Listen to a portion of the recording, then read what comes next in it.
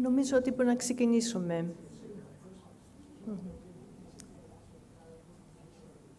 Σας καλωσορίζω όλους απόψε εδώ στην ελληνική κοινότητα. My name is Spiritual Dimitriou, and as a member of the board of directors of the Greek community, it is my pleasure to wholeheartedly welcome you here tonight to the Greek Centre. The Greek community acknowledges the traditional custodians of the lands upon which we work, live and learn. We pay our respects to the people of the Kulin Nation, their elders past, present and emerging, and all Aboriginal and Torres Strait Islander peoples. This presentation tonight is conducted, as are all the Greek history and culture seminars at the Greek Centre, in the spirit of advancing Greek culture. In a moment, I will hand you over to Kathy Alexopoulos, the President of the Greek Australian Cultural League, to introduce more fully Dr. Konstandina Dounis, who will present this year's Dimitris Tsaloumas Memorial Lecture titled, there it is, A Woman's Voice Crying Out in the Wilderness, the depiction of women in Dimitris Tsaloumas' early collection of poetry, The House of the Eucalypts. We acknowledge our sponsors this evening, Sofia Avramoudas and Helen Nikas of our books. Before we commence the seminar, a reminder that the 29th Greek Film Festival begins on the 15th of October. This year, the festival is spread over several venues, and these are the Astor Theatre, the Palace Cinema Como, the Palace Baldwin, and for the first time, Palace Cinema at Pentridge. Two productions that are not to be missed are the documentary Anzac, the Greek chapter, which looks at the bond that developed between the Anzacs and their Greek allies during the Second World War. And also the film based on Alexandros Papadiamandis' 19th century novel, The Murderess, which is directed by Eva Nathina and stars the formidable Gariofilia Garabedi. I now welcome Kathy Alexopoulos to the podium to get this evening's seminar underway.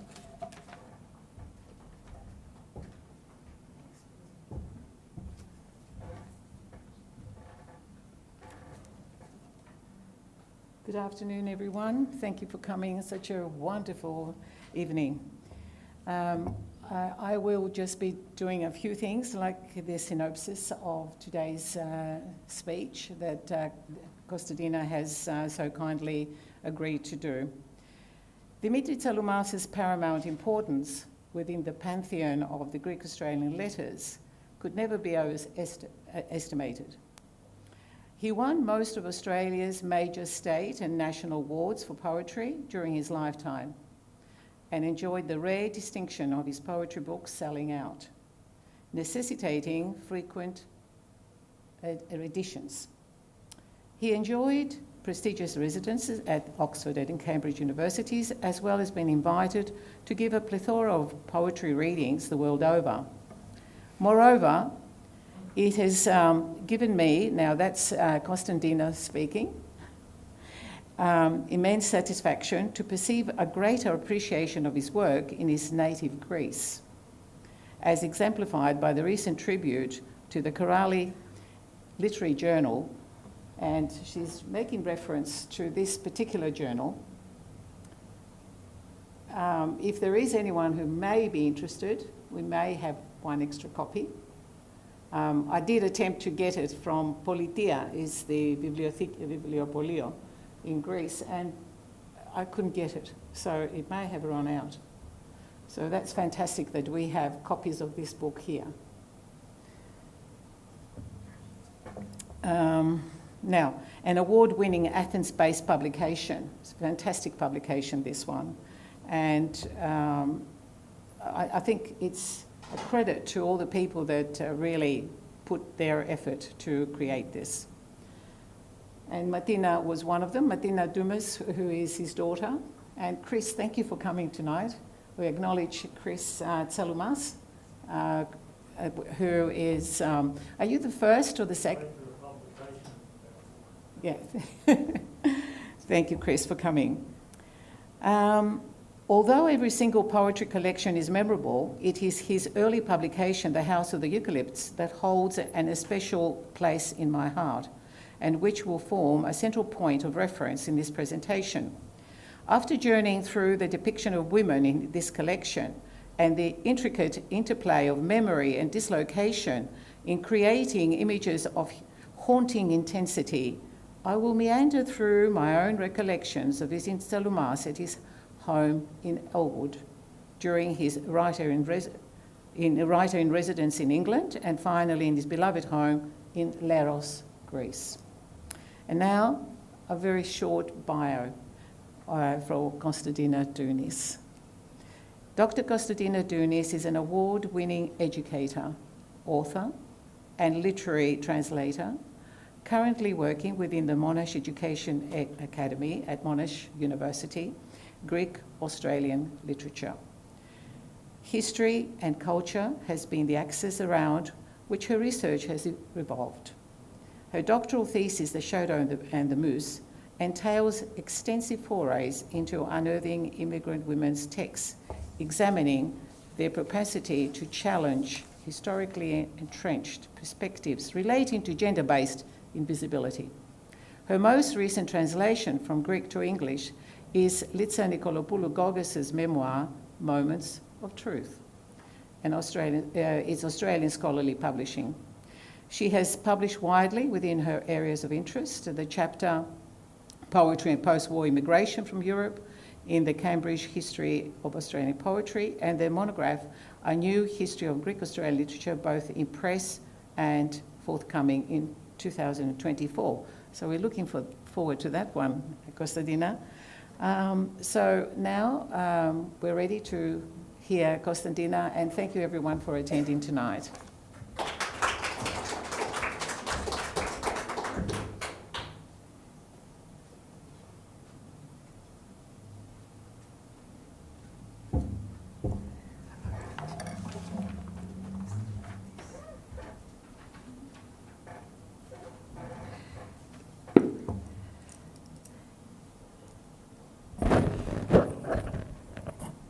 Costa, is this all right? Is that okay? All right. First of all, I would like to look at everyone and acknowledge everyone and thank you all. Oh, my goodness, thank you all for coming here on such an inclement evening. The reason for my surprise is there are some women here in the audience who were just a short 2 weeks ago at a global and Hellenism conference in Greece. So it was so lovely to see you on the other side of the world. Thank you. I want to thank everyone who came tonight. It's an inclement evening, and I'm really appreciative of every one of you for coming. Chris Tsaloumas, I am deeply touched that you came, to the point of being teary. We go back a long way with Chris. I remember him as a young boy, and it is so lovely to see you here this evening. Really, thank you very much. Chris, I didn't reply to your phone call. Now you're all going to be privy to this. Chris Fifis. I was in Greece, Chris. So Chris always promotes these lectures very generously on his program on 3ZZZ. I would also like to extend now, because I'm hoping at the end that we have a really good discussion at the end of the presentation. I would like to thank Spiridula very much for, she's at every public lecture I've ever given, it seems, in the last few years. Thank you. And I really want to thank Helen Nikas, my dear friend Helen Nikas, and my dear friend Kathy Alexopoulos, who absolutely spearheaded these memorial lectures. It mattered very much to them that Dimitris Tsaloumas is honoured, and of course I know that the family also supported them. So I really thank you very much. And I'm deeply touched that you asked me a second time to do this, so hopefully I did a reasonable job the first time around. All right, so a woman's voice crying out in the wilderness, the depiction of women in Dimitris Tsaloumas's early collection of poetry, The House with the Eucalypts. Although I have been immersed in Greek-Australian literature and by extension Greek-Australian culture and history for decades now, the truth is that my first forays into research were within a markedly different literary realm. In an initial minor thesis, which is now truly relegated to the mists of time, centred around the works of British playwright William Shakespeare, with a particular emphasis on those plays translated to the medium of film.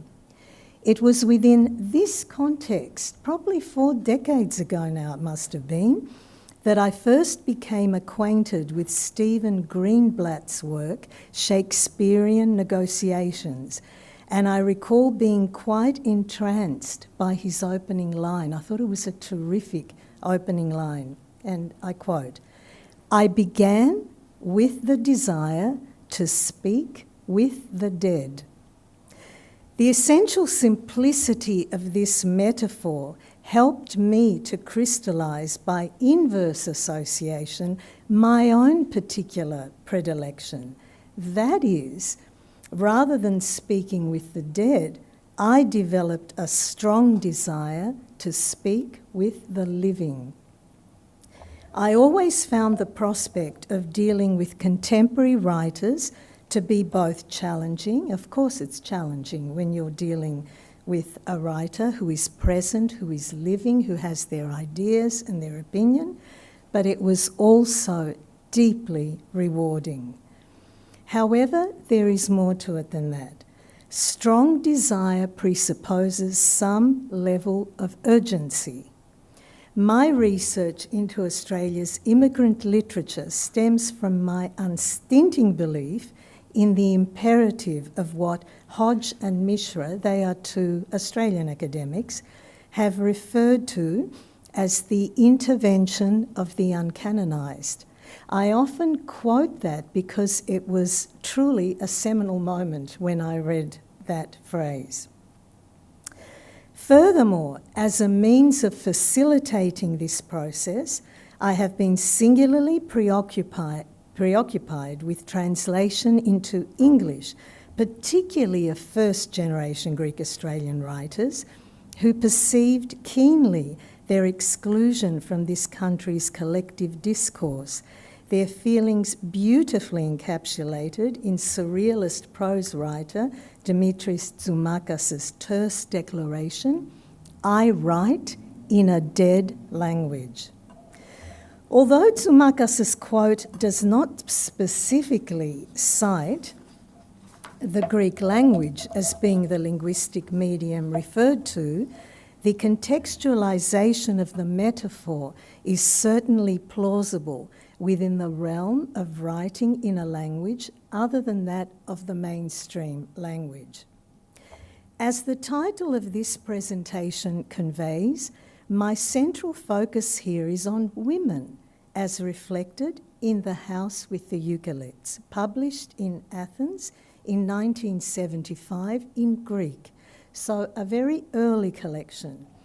My thoughts herein came about through a desire to fulfil a promise I made many years ago. Indeed, what I find intriguing in hindsight is that my forays within and without Dimitris Tsaloumas' written words have been inevitably informed and guided by my own not inconsiderable journeys, particularly during the 80s and 90s. The interlocution appears to have been as pertinent as the interpretation. Anyway, many years ago, I won't tell you who it was, but it's quite a well-known person within the Greek community. Anyway, many years ago, someone pointedly declared to Tsaloumas, remember he was very famous he was always famous as a poet, and she declared publicly, it was a lecture like this, that she didn't like his poems because they made no mention of women. I was there at the time. I think some other of you were there at the time, and I must admit to having been very taken aback by this assertion. Tsaloumas was absolutely outraged at the sheer injustice of the criticism. He declared to me later, not at the time, when the woman made this comment, he was very dignified. Then later on, he was enraged. He told me he loved women, talked about them in all he wrote, was inspired by them constantly. And I assured him that one day I would find a suitable forum within which to right this wrong. The algebraic often makes a good starting point. That is, of these 40 or so poems, it's a slim collection, Dimitris' collections were always slim. He was such an extraordinary craftsman of words that his collections were always slim collections. So there are about 40 poems in this collection, The House with the Eucalypts. At least 30 entail some sort of portrayal of women. I can therefore declare with certainty that Tsaloumas endows women with consistency of preoccupation. What I am especially concerned about exploring, however, is not just the frequency, obviously, but the manner in which female personae and women's utterances are conveyed. In a now very famous paper, it has been quoted by hundreds of people in numerous researches, in many articles, paper entitled The Distant Present, published in 1984 in Ireland, an Australian journal. Tsaloumas stated that. Is this right? No? Uh-oh. No? That's all right, Costa. That's all right.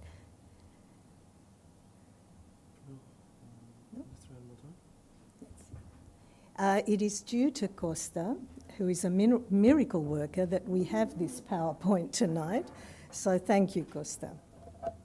And this is what Dimitri quotes. This has been quoted in more papers, research articles than I could tell you. Gradually, it was borne on me that the harsh realities of this new condition, that is, this new life in Australia, remember he wrote this in the late 70s, early 80s, were no mere passing inconveniences, the sort of thing one associates with change, albeit change, but the very foundations of a new life. With time, the past became memory, albeit memory of a peculiar kind, like the vague yearnings that transmigrated souls might feel, or rather like those Wordsworthian impressions of another, perhaps superior existence before birth that haunt the minds of children. The deeper I penetrated into this new world, the more insistent and obsessive the shadows of my other life became. It is within this distant present that women feature. Presentations of female personae, the stylization of which renders the Latin derivation of the term pertinent in that different masks are paraded, are interspersed with representations of utterance, of direct speech, shown to have emanated from the women themselves, all of which is subjected to the complex parameters of time frames that the process of recollection sets in motion. The resultant effect is a mosaic of female form and women's words, alternately striking, memorable, and often absolutely luminous. There are many instances throughout the collection that echo the following lines from the third poem in the sequence of the introductory note. Now, what I always do in my lectures, Maria and Helen would know this from Greece, whenever I translate, I always put up the original language, because that gives people in the audience, firstly who are bilingual, a chance to read it in the original Greek. And it also, and I don't mind this in the least, I welcome this, it also gives people in the audience a chance to actually see whether I've done a good job.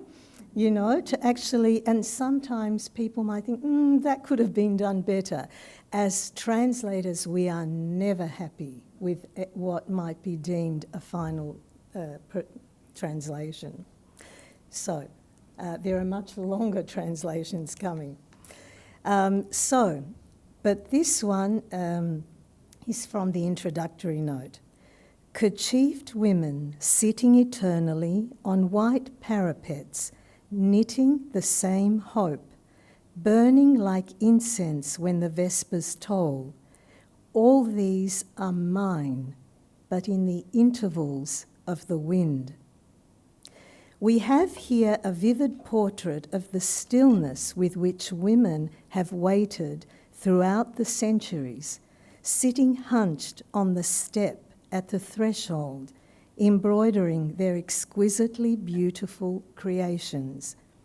An endless line of women who have withstood the vicissitudes of life, waiting for loved ones to return from the sea, from exile, hope in their countenance, longing in their silence, the possibility of salvation ever initiated at dusk through the prayer and formality of the liturgy. And this is an excellent example of why Dimitris Tsaloumas's poetry is so extraordinarily challenging and fulfilling.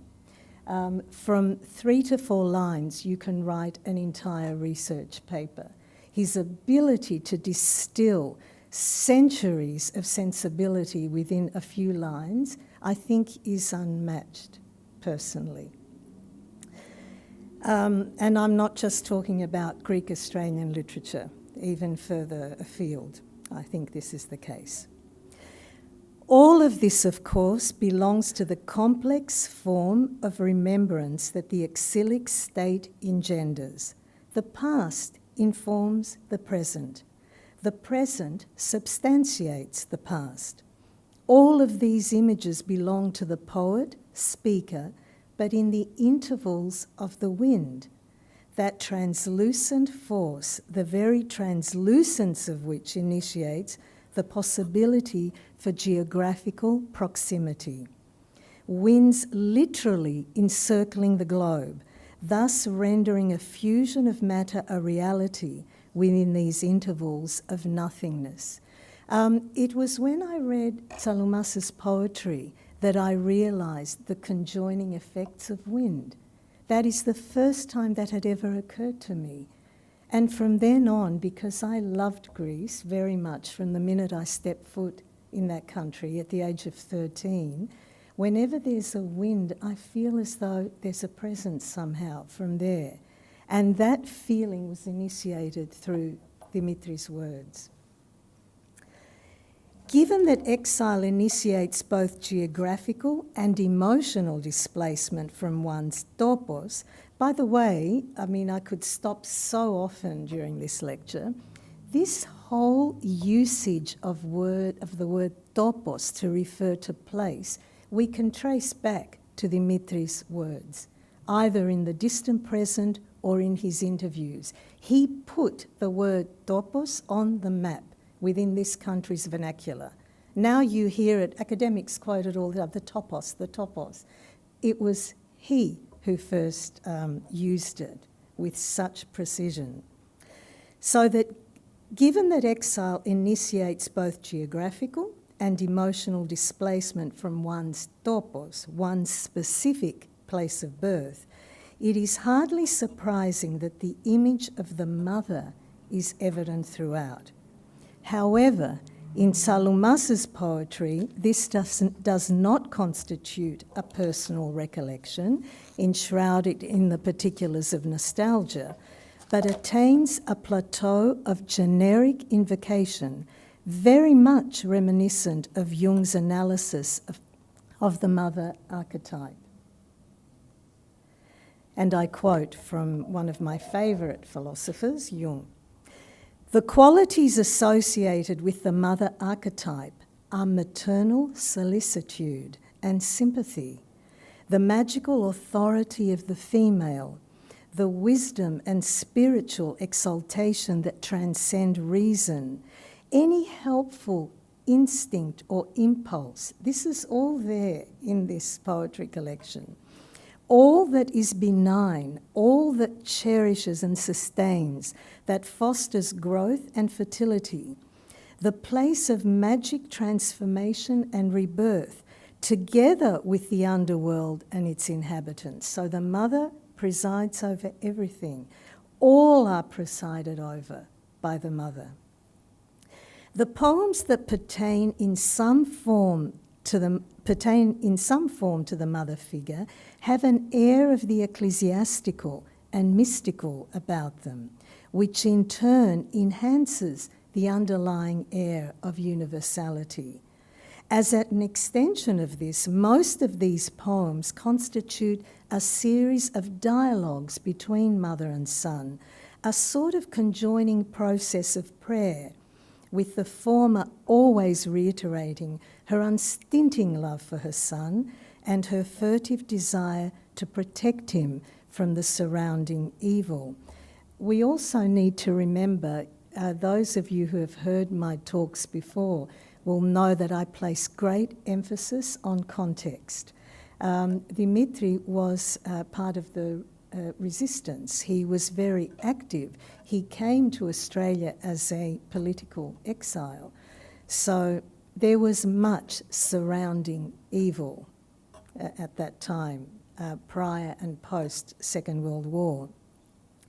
The mother figure makes her first appearance in the poem Catharsis, where she's perceived as the ancient voice that enshrouds all and eternally offers love, advice, and protection.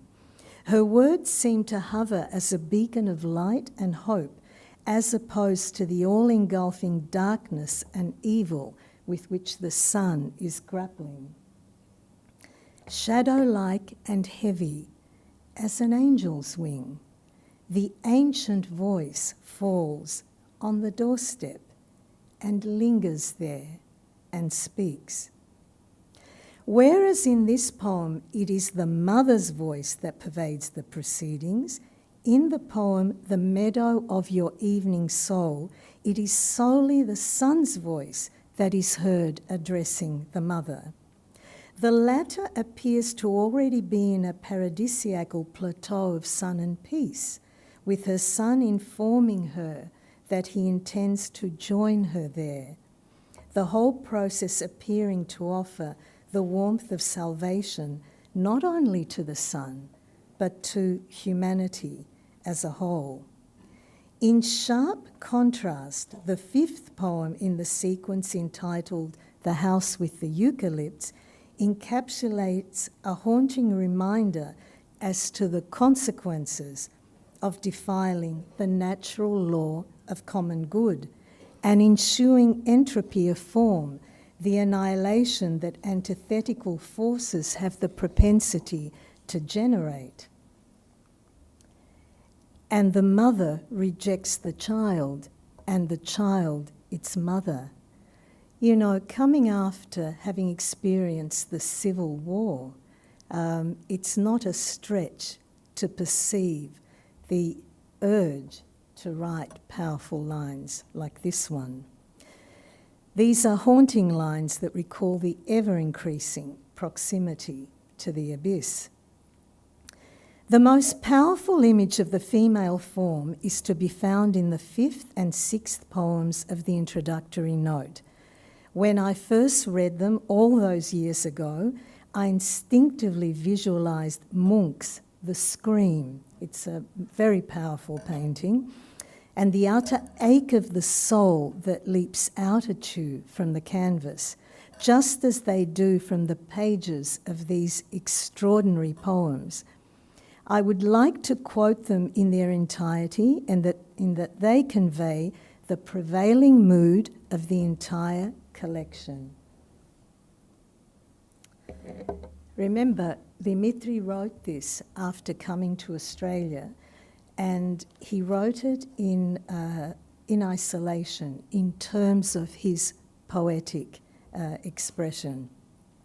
And I quote, You sit admiring in the parks of the world, and just when you think you're walking with the paths among the trees and the gentle flower beds, a roar of waves suddenly falls on you, pushed by fierce southeast winds behind the frontiers of your presence, and the sea floods through you and you reel and grapple with the wild head storm, and you look in disbelief, wondering whether the boat's been caught on the open sea, and you turn and you no longer see anything but 5 jujube trees bending disconsolate over the low stone wall, 2 or 3 people's cottages, and a woman's voice crying out in the wilderness.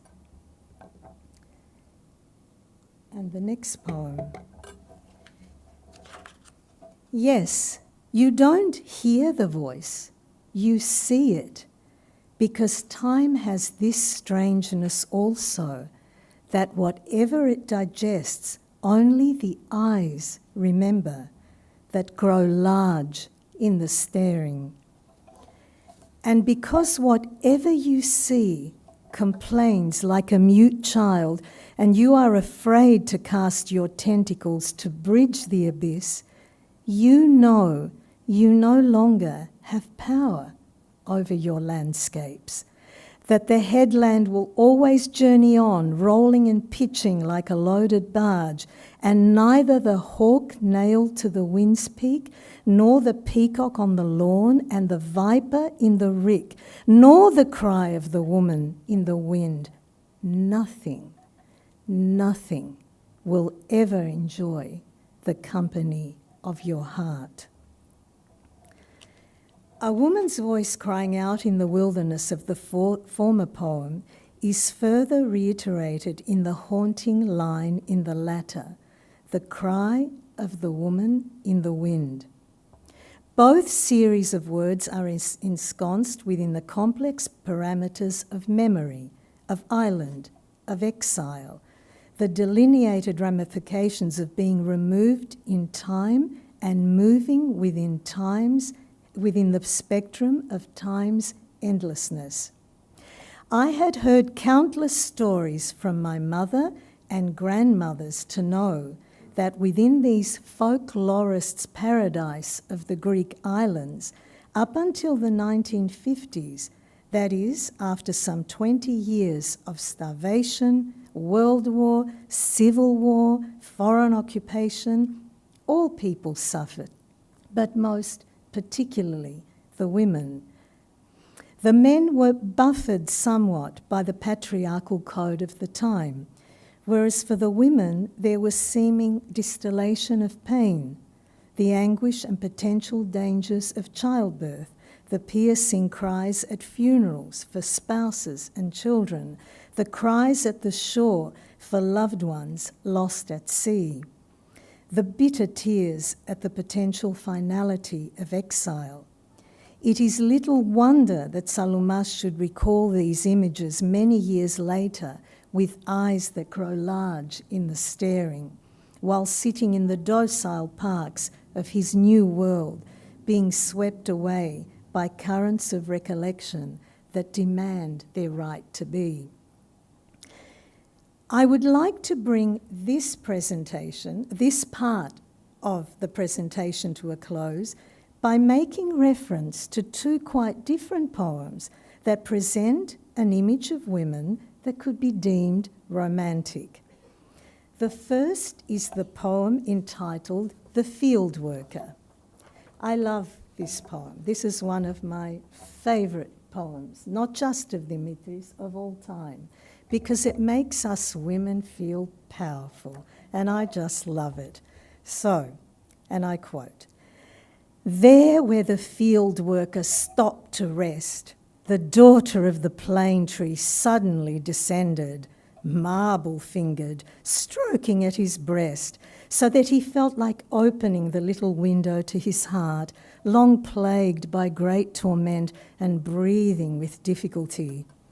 And so the poor man opens the portrait of his heart, and the cunning woman enters holding two birds, two unsettling little birds, which begin such a song, such a melody, that his veins still tremble like branches, and the extinguished cigarette still hangs from his mouth. I like so much that last image of the total collapse of this man at this lovely woman. We are presented with an amusing piece of writing with its depiction of the utter disempowering of this man due to the sheer power that a woman yields over him. However, numerous forces entwine to save this poem from being designated to the realm of the cliché. Its underlying humour, the beauty initiated through the balance, the symmetry of each line, the precision in the original Greek is extraordinary.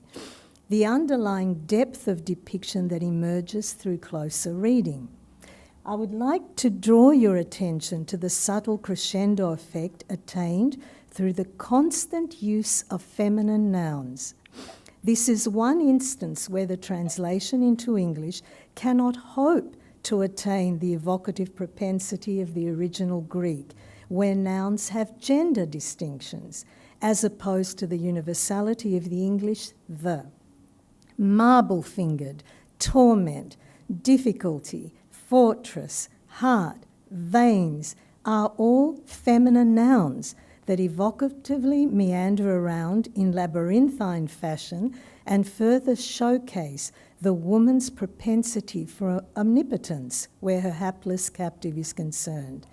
As a bilingual academic, what I find to be of unending fascination is the fact that these numerous nuances of meaning come about not through reading the poem either in Greek or English, but through the fluidity that the process of translation renders possible. And finally, the forgotten message. One of the most beautiful poems centering on the notion of loss that I have ever read. The atmosphere generated is almost dreamlike in that peculiarity of fusion of sleep and wakefulness, consciousness and unconsciousness.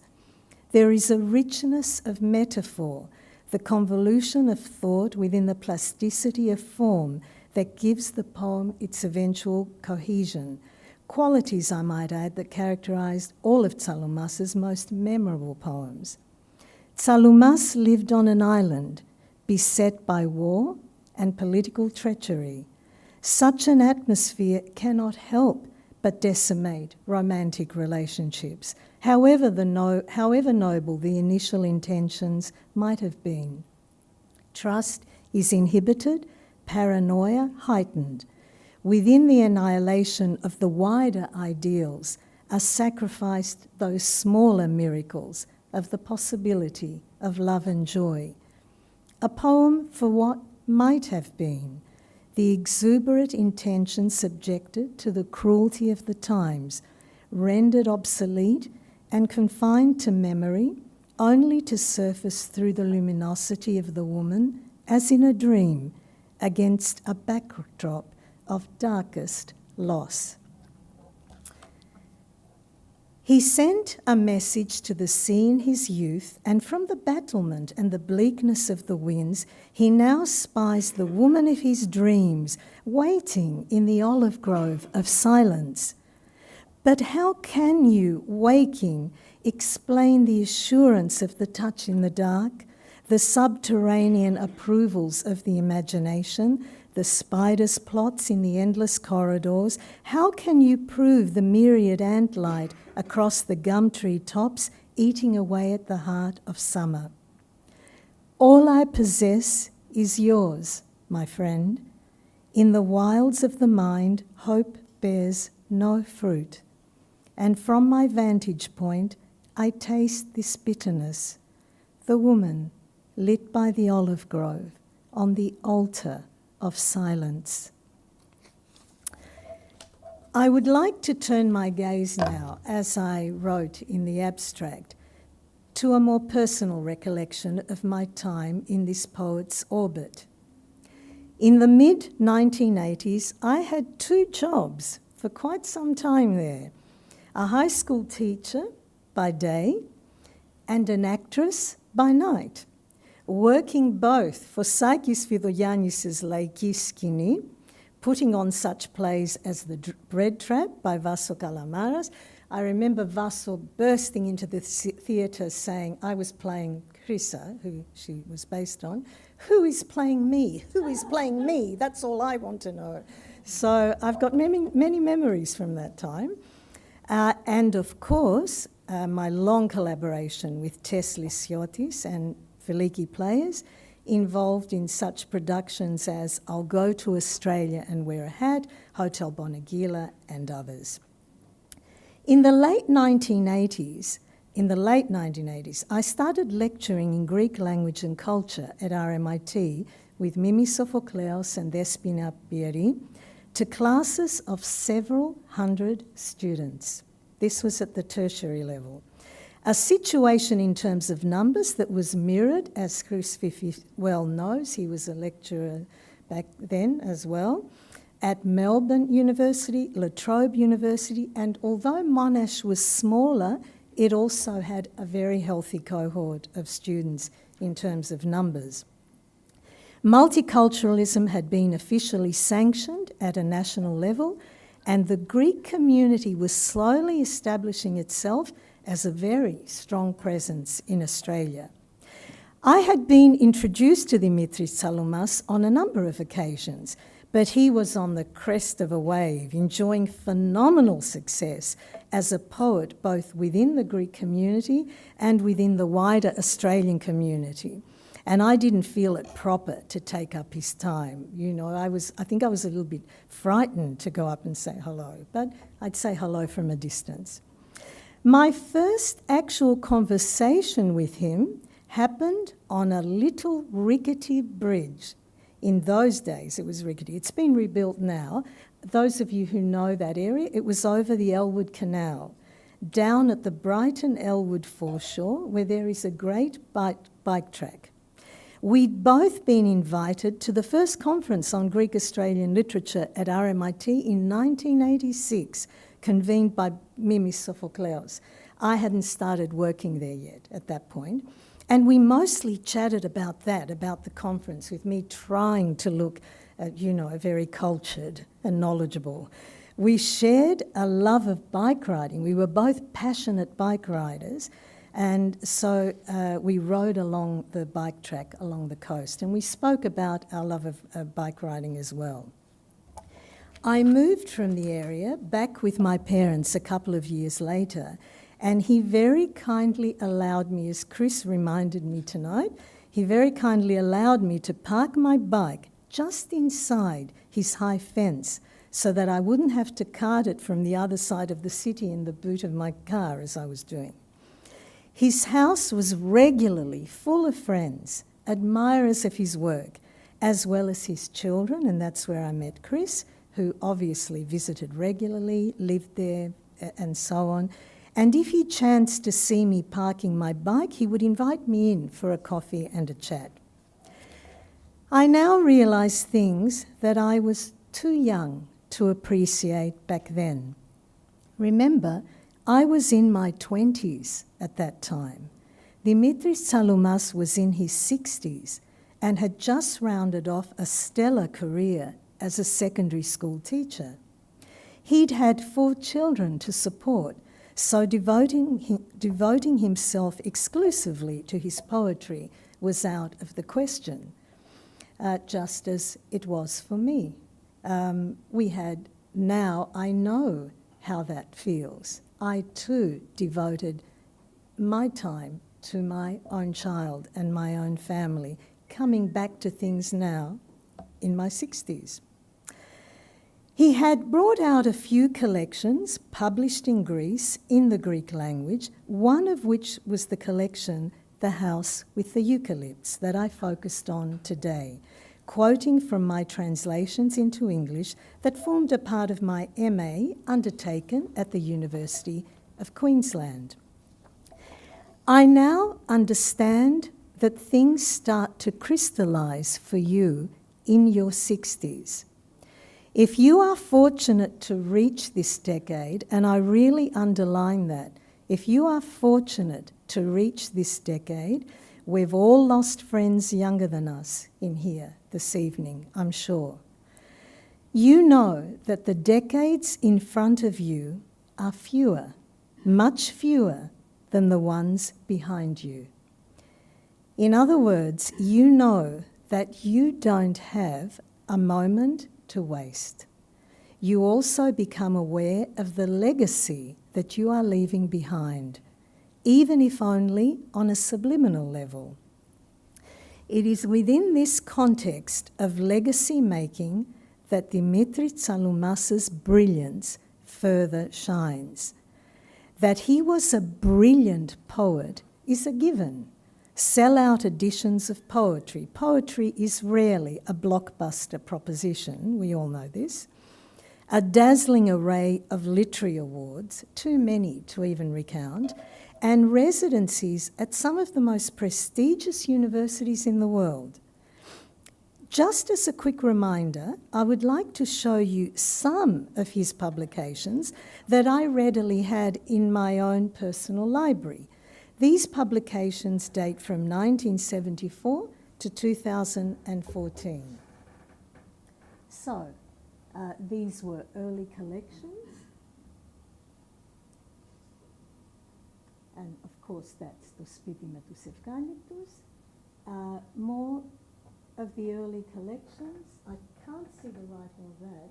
Υποχονδριακό, παρατηρήσεις, ο άρρωστος Barberis, and so on. Beautiful collections. I wish they could see the light of day in English. I think they're all magnificent. Το βιβλίο των επιγραμμάτων, the Book of Epigrams. This is an extremely important book. It's been published, I don't know how many times in how many editions.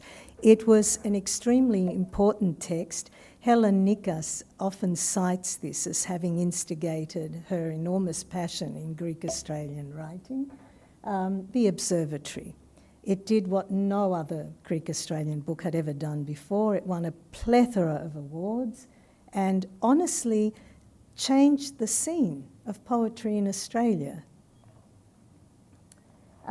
Ο γιος του Kyrsaki. This was a very beloved book of Dimitris, this one, the Book of Epigrams. These were translated into English, The Observatory and the Book of Epigrams by Philip Grundy, an outstanding translator, a really outstanding translator and a lovely, lovely person. The book on the left is an extremely important book.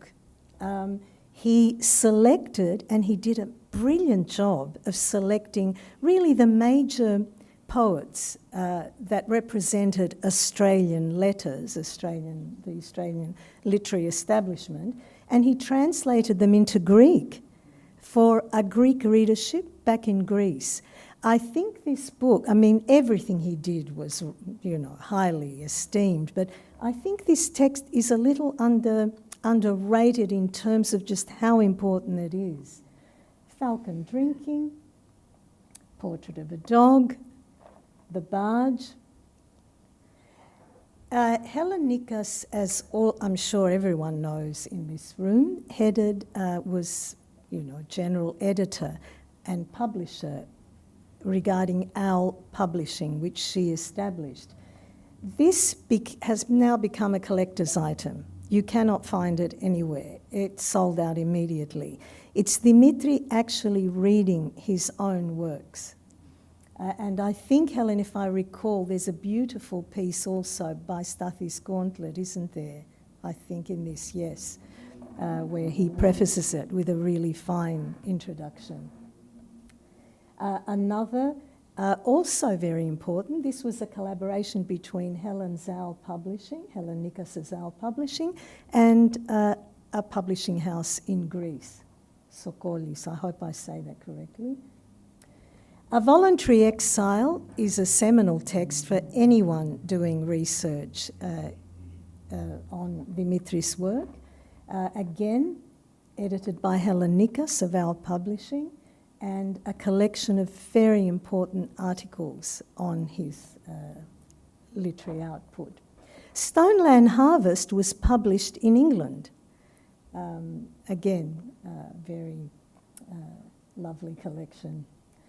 Diphoros Karpos, I think that was also a collaboration between Our Publishing and a Greek publishing house. And Hellenicus also included Dimitri as part of her chapbooks, her poetry chapbooks, A Winter Journey. There are other publications. These were simply the ones I readily took out of my library at 2 a.m. today after arriving back from Greece last night. So that he is an excellent poet, that I don't think that you can, it's just a given. But I discovered something else while doing a little bit of research for this paper this evening. What is equally remarkable about him is that he set about controlling his own narrative. People talk about this era being one of people controlling their own narrative. Tsaloumas, ever ahead of his time, understood the power of this over 40 years ago. His fear was, I know this because he had discussed this with me, was that he would be dismissed as a migrant writer and perceived within the limiting framework that this appellation sets in motion, both within the wider Australian community and within the confines of the Greek community. We can't just point the finger at the wider Australian community, we do it in the Greek community as well. People, we've had this conversation with Kathy Alexopoulos, people who had barely touched the thematic surface of these extraordinary writings would dismiss them as just wallowing in nostalgia and just talking about the war. And we now know that our writings are precious jewels and don't deserve to be dismissed like that. Dimitri knew that. He knew that very well. And he knew that the only way to combat that was to create his own narrative. He did not have time to allow his work to be diminished in this way, so he set about providing literary critics with the tools to critique his work. As a prelude to this presentation, I started reading a selection of articles and chapters focusing on his poetry. Every single one, and I mean every single one, quotes from Tsaloumas' now seminal paper, The Distant Present, published in the journal Island in 1984, and also from the interviews that he conducted in English. And so eminent critics like Martin Jewell noted,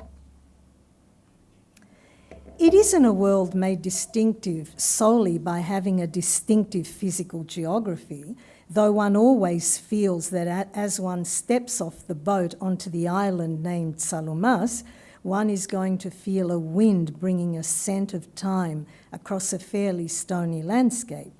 It is more a matter of a distinctive mode of perception and expression." So this is a beautiful introduction. He then proceeds to engage in a literary critique that really was a beautiful dance between his perceptions and Tsaloumas' own observations. Tsaloumas set the tone and the context that enabled his poetry to be critiqued in a much more nuanced way. He was not just a brilliant poet, but a sharp intellect, a very well-read individual, and a smart strategist. He was astute enough to know that he had to be. He was in his late 60s when he started to become widely known as a poet. He respected his craft as a writer and respected the time that was now at his disposal to truly devote himself to it. I would like to share some personal photos. That's me there, unbelievably. This is from his house in Elwood in the mid-80s and was taken by either Mark or Chris. It was one of the boys who were constant visitors, obviously, to Dimitris, to their father's home.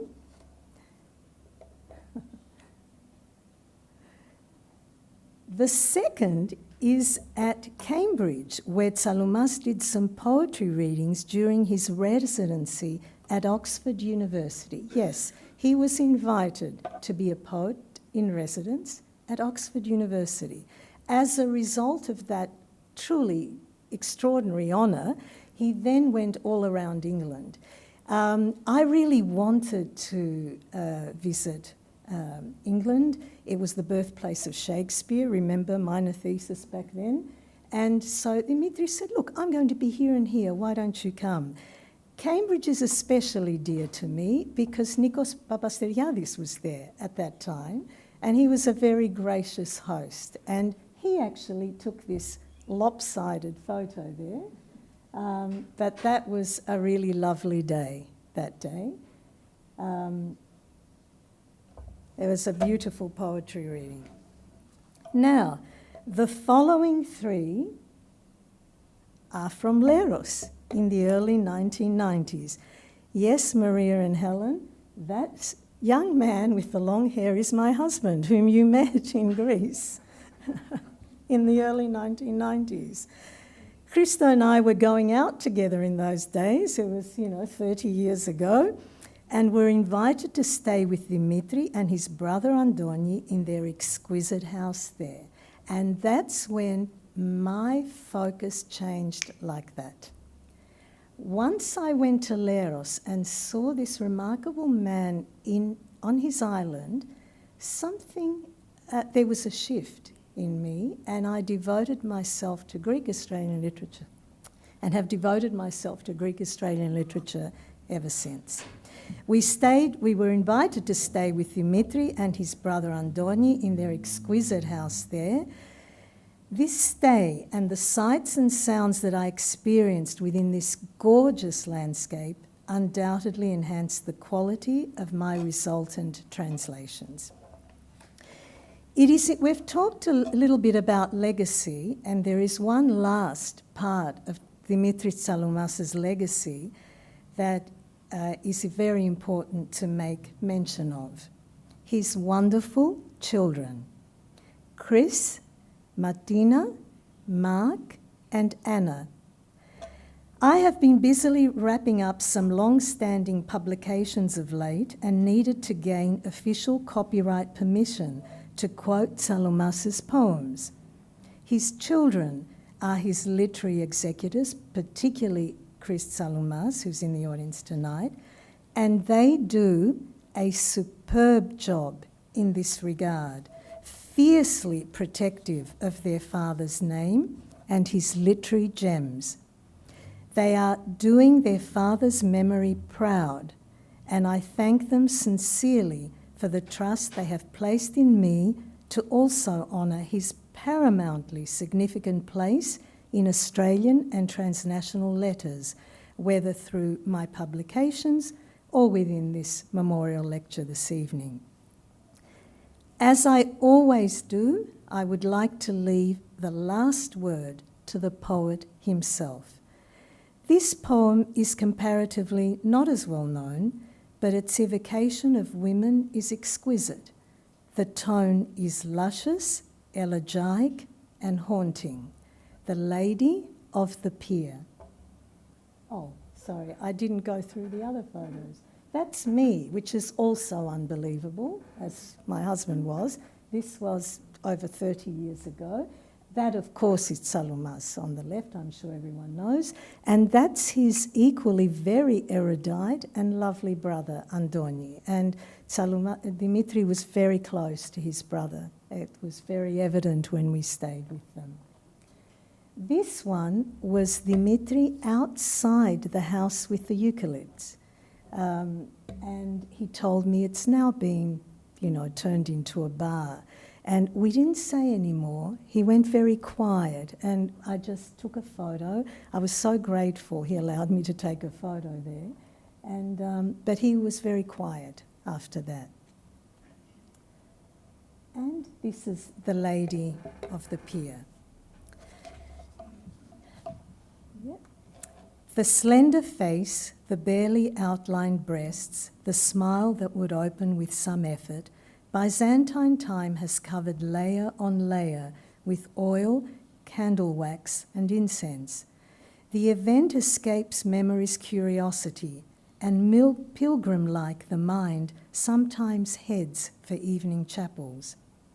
But unprotected moments come when the huge eyes keep vigil over the sleepless night, when the heart beats unevenly as temples sweat, and in the veins runs the pallid fever of the sun, and from vertigo's peak upright dizziness grabs and kills dawn's own deer. But let me tell you of the joy recalling you, lady of the pier, looking out to the far-off shore, your hair streamed by the island wind, like the mermaids in the sea on a blue and proud day.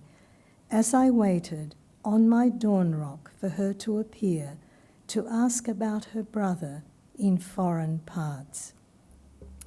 So, thank you for listening, and most particularly for honouring Dimitris Tsaloumas' memory with your presence and interest this evening. Thank you.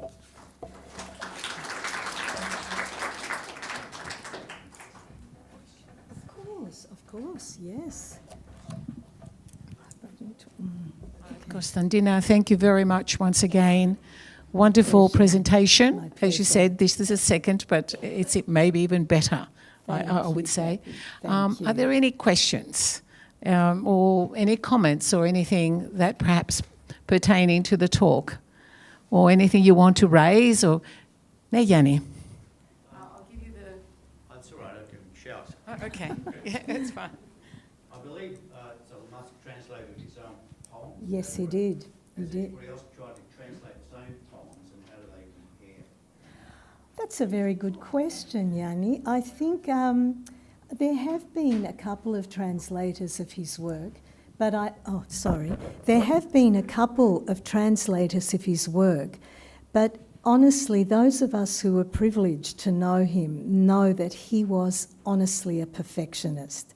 And in fact, and I'm sure Chris will attest to this, his son, he actually set about learning English, and it was a painstaking progress because, of course, he was a perfectionist, so he had to attain dizzy heights in the language, and he then started, most of his poems were written in English.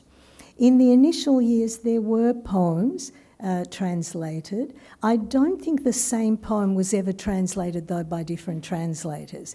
He was, it always was a problematic enterprise for him, I know that. He was so particular about every word that he did find translations problematic. So there weren't that many, Yanni, and I certainly don't know of one poem being translated twice. But having said that, my goodness, he was so lucky with Philip Grundy. He was, you know, the appellation a scholar and a gentleman, that really was Philip Grundy. He was such a lovely man and a very fine translator. Yeah, I think, Konstandina, just looking at the translations that were there, or the Greek text, it's extremely difficult to convey. Extremely difficult. It really is, Kathy. Yeah, because his really Greek is not just layman's Greek, right? Yes, no. He has this way, and also because I feel, being that part of the world, of the Dodecanese, there is that element of the way they express things, and the way he places the words. I think it's that extraordinary, isn't it? It's so just dense, every word. Yeah, that's right. It's very difficult to translate. I was trying to compare and find, and I mean, you get lost because it's so. Kathy. Yeah, and I think it's terrifying translating. I can his understand. Work. Yeah, you know, it really terrifying. Any other questions or any other comments or anything? particular, Chris? Just Yes, Chris. Yeah.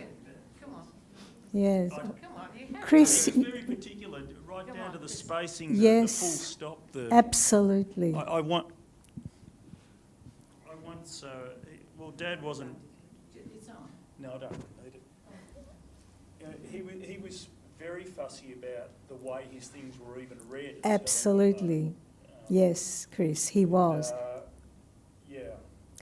Even you've actually raised something so important, Chris. He would often talk to me about spaces between words, about commas. He told me once when I went to leave my bike, and he said, "Oh, I've got a headache today. I just couldn't work out where a comma should go." I mean, a meticulous craftsman, and so again, now that I'm in my 60s, I look back and I understand a lot of things now, of just how meticulous he was and how very concerned he was about his legacy. And I really do think now, being in a position where I taught for the last 15 years, really very much around the clock at Monash University, and it didn't leave me time to do anything else. My creative writing just went by the wayside, pretty much, apart from a few forays. I just didn't have the time. Even research papers, I've now got about 20 that I know I must publish because they're just sitting there. And once you do reach this age, you know that time is precious. And I think Dimitri understood that he used to say to me, "I'm a good poet," and he said it without any arrogance whatsoever. He'd say, "I'm a good poet because it's everything. I want my poems to be excellent." He knew that he was an excellent craftsman. And I think he often used to mention to me his age. He'd often mention it. I'm in my 60s now. I've got to, really focus. And things are sharpened. They really are. I've gone from a person, I say this with real embarrassment, when people would say, "How old are you?" "Oh, I'm just over 40. This was when I was 58, this kind of thing. And then once you reach your 60s, you feel so grateful to be alive, and we get reminders of how lucky we are to be alive and how suddenly things start to be kind of sharpened in their focus. And so I think Dimitri thought a great deal about these things now that I look back on it. He was always a perfectionist. He was destined, well, I'm pretty sure he would have been playing for Europe's music houses, with orchestras. He was a musician. Yes, he was. And he Yes. ruined that. Yes, Chris. Yeah. And he just felt that a few years had passed and that was it. He couldn't be a perfectionist with music, but he could do it with writing. With writing, yeah. So he just went Yes. into writing. And Yes. if I look at his proof, I've kept all his books like you've got. Yes. A lot. And if you look, one wrong full stop, or someone put a full stop in the wrong spot, he wasn't happy with it. No. He was very particular. He was very. Trying to persuade him to write otherwise. He was very particular, Chris. And that's why, his poetry books are very slender, because every single poem was crafted to perfection, and lots of, his work has been reviewed all over the world, Levy, I can't remember his first name, who wrote for the Literary Review. Peter Levy, I'm sure they were great friends with Dimitri, but they weren't initially. He found some of his books and said that happy is the language that can claim such a poet. I mean, that's the highest accolade, you can be given, quite frankly. And so, again, I think he was conscious of that. And when he started writing in English, he wanted to to be appreciated. And I don't know, every decision was made very deliberately. Yeah, he was a perfection. I once had to accept an award. Well, I volunteered to do things overseas. And he advised me over the phone, he said no more than 3 sentences. Oh, no, I can hear him saying that to you, Chris. Yes, yes, I can picture him saying it, actually. Yeah. But there were so many awards. He couldn't possibly have been here, but I know all the time there were so many. But he was, I mean, you know this better than me, Chris. It was so important to him to get to Leros. He really did reside in 2 countries. Didn't confuse them, they didn't overlap, but one informed the other. And I think Melbourne was where he wrote, wasn't it? At least that's what I remember. But maybe was inspired in Leros. I think you and Helen knew pretty well. Yeah. Pretty comfortable with that, I think. Thank you, Chris.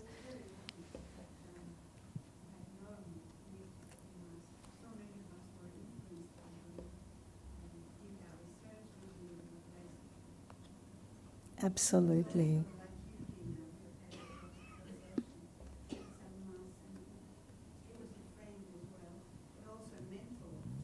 Absolutely. Yes.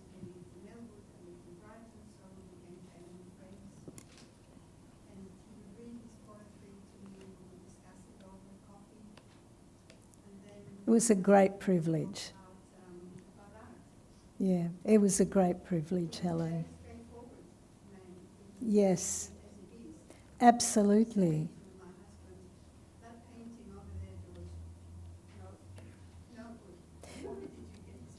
Yeah, no, he was very. He was also very honest with himself too. Yeah, he was very honest with himself as well, you know, like this is good, this isn't. Very, very critically honest man, that's for sure. Yeah. He did his advice pretty early on in the piece. He wasn't a man of many words. I mean, I used to have to carry the conversation. Yes. For tea, that was like too long. Yes, I Chris. remember that well. Okay, we're eating tonight. I better be there. Yes. I remember, just as an aside now, Chris gave me a tape of you too. Chris, remember? You probably don't remember it. We still listen to it at home from those days. Chris was very into music, and obviously your father was very into music, Chris. But they were that was a really lovely moment in time, the 80s, and at Dimitris' home. Sorry, someone had a question. I didn't know the gentleman and the poetry. I'm coming from Brussels. And Oh. I have a circle. It's named the Circle. It's an organization, like you are here. It's occupied with poetry, with theatre, and this kind of stuff. It's organized with things. So I invite you to come in Brussels. I'll connect you with the... Thank you. And you present us Mr. Dimitris Tsaloumas Memorial. We have also poet guys over there. They are still alive. Both are writing a lot, and they are also editors. And maybe we can exchange. Thank you. That's very generous of you. Thank you. Thank you so much. That's very, very kind. Thank you. I'd like to talk to you at the end. Thank you. This week, in Sunday, we have a meeting. I'll give you some brochures here. Oh, please do. Please do. Thank you. You're all welcome. Where? Where is... Here. At here. Thank you very much for letting me know. Yeah. To give us the announcement? Yeah, I'll give it to Oh, everybody. okay. That's fine. Okay. Yeah. We can make the announcement. We can make... Okay, yeah. And you keep it, and you give it to somebody else. Thank you. Thank you. Do you want me to read it? Do you want to read it? Yeah. Oh, interesting. The International Hellenic Classical Studies Group, lovely, co-presented by the Greek community of Melbourne and the Cyprus community of Melbourne and Victoria. I invite you to a special lecture, Plato's Concept of the Universe and the Position of Human Beings in It. Thank you. Lovely. It's at 5 p.m. on Sunday, 22nd of December, at 5 p.m. So I'll leave this here as well for people to come and take the note. Thank you so much for letting us know. Thank you. Yeah, I think you've already put it online. I've read it, yeah. Yeah. Thank you. Thank you. Nick, Chris. Okay. Congratulations, Konstandina. Thank you, Christo. Dimitris Tsaloumas, you mentioned it, has translated Australian poetry and done a remarkable anthology. Absolutely. And I think it's a pity that not many Greeks here in Australia have read it. Yes. And not many Greeks in Greece either. They don't know very much about Australian Yes. poetry, although Dimitris Tsaloumas has done a remarkable job. He has, Chris.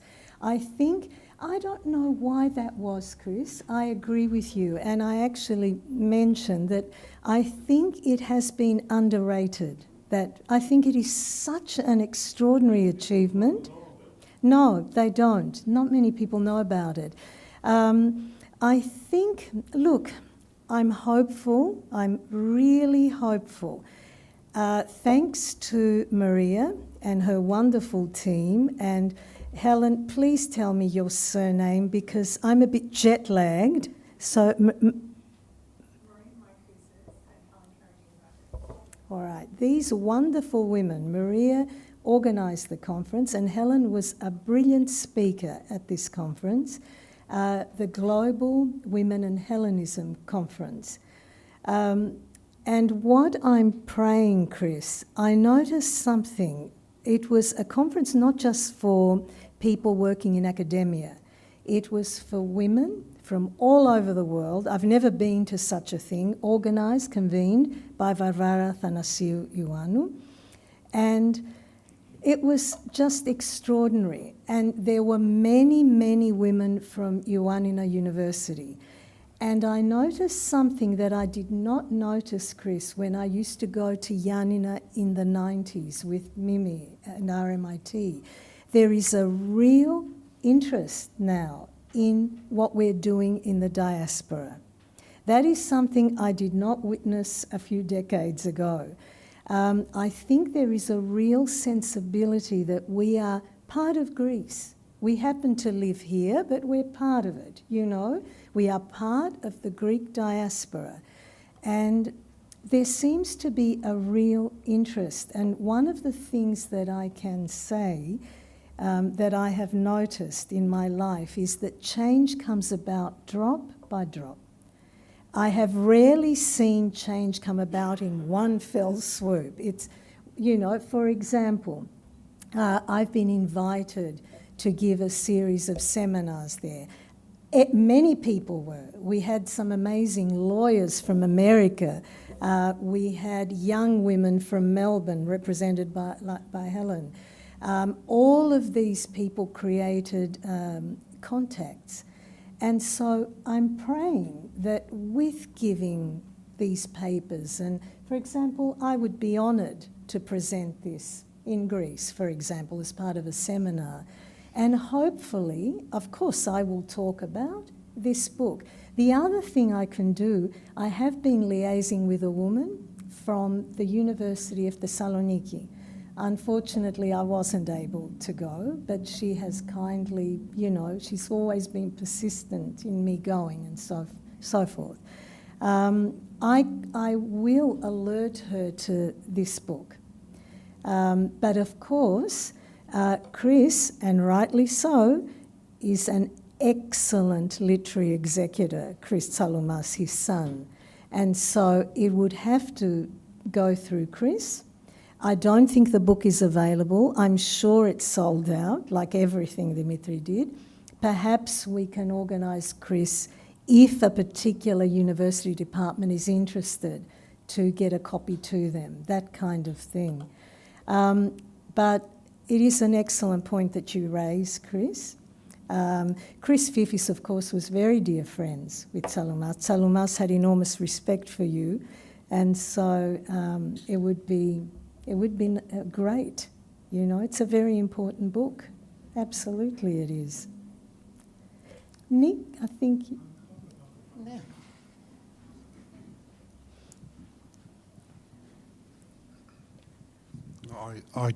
Can you hear me? I do need the microphone because my voice is gone. It's all right, I think mine. you were saying before that there's a lot more appreciation for Greeks in Australia from Greece. Is that what you were saying before?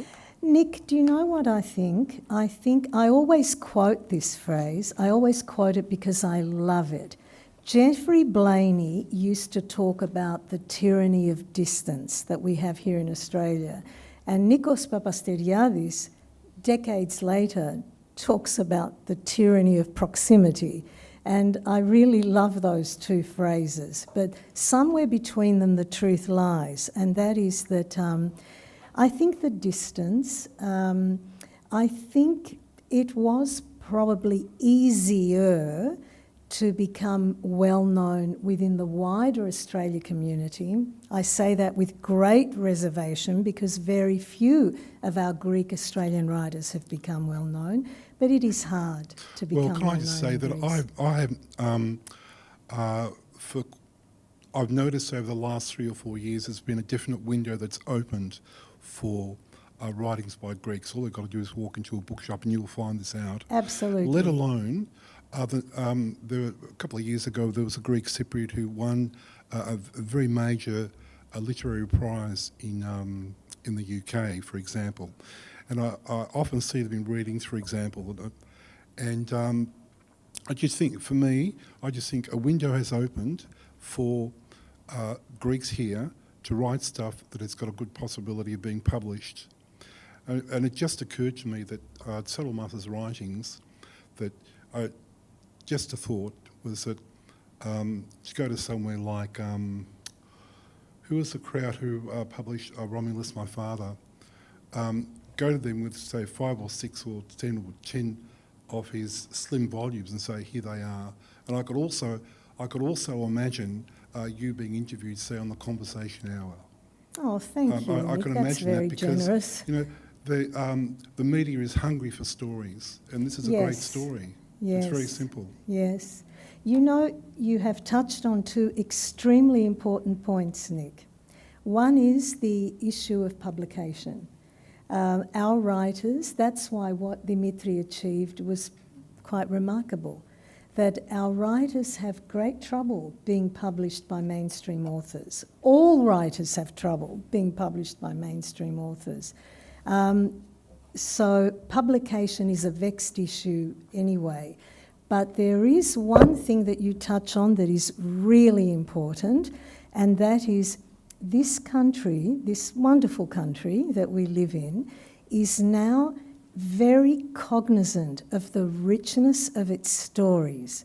And I noticed that with my research on women's literature, that there is a thirst to know who these women are. We see these women now. Helen delivered a most beautiful presentation at the Global Women and Hellenism conference where she spoke about her yaya. And there is a real thirst now to know. These yayas did not fall from the sky. You know, who were they? They were young girls. They were 18 when they came here, many of them. And there's a real thirst to know about these stories that are part of the fabric of a deeply multicultural country that this is. So thank you, Nick. You touched on a number of very important points there. I have some news about that. Yes? We have in London, we have some Greeks, they have made the last 5 years a specific, let's say, editors group through Amazon, and they translate all the Greek all around the world in English. Oh, I'd love to know who they are. And then they make also the marketing. They put on Amazon. And the second is that it's not only the center to be known, the Greek Australians, as you call them, spiritual people, let's call them in this way, in Greece, because abroad we are much more people than in Greece, and we are thirsty for spirituality from other Greeks, Greek Americans, Yes. Greek Europeans. Yes. So this is what I'm bringing here during my trip the last 3 months, and it's a little bit for me. I faced difficulties in order the proper people to understand that we are working outside of the centers, Nicosia and Athens, but to the Greeks abroad. Thank you. Thank you. Thank you. This is the first time I've heard of Tsaloumas, but I'm very intrigued, and thank you for your lecture and your presentation. It was great. I want to know, are the books available in library, university, or Yes. in bookshops, you know, Please. and in the libraries? Yeah. First of all, we have Thank a you. really excellent publisher amongst us tonight, and that is Helen Nikas. Please contact Helen, and she will let you know about publications that she has. That's the first way you can get books of his straight away. His books are definitely available in libraries. And Chris, I don't know, he did sell out unbelievably, time after time, every publication, but are his books still available, Chris? Are there any copies left? There was a recent collaboration between Booktopia and Melbourne Uni. Escapes me at the moment the name of the group there, but they put into publication a lot of Australian books out of print. Yes, Chris, And I've seen they that. had the Yes. observatory on there. Yep, yes, Booktopia are looking for a buyer or have. right, Chris. Oh, they got a buyer, okay. Yeah, yeah, I've known that, but I've been away myself. yeah. Yeah, I have copies of books, but I keep them all. Yeah, Chris, of course you My would. public is putting Dad's work on Amazon, and I believe he sold nothing. Yeah. But we're all making efforts in different ways. Yes. To test the water. Yes, I mean, Dad has a website, it's his name.com.au, and there's an email there to contact if anyone wishes. yes, further information. yeah. Thank you, Chris. The- Right. But libraries do have them. Libraries, Yeah,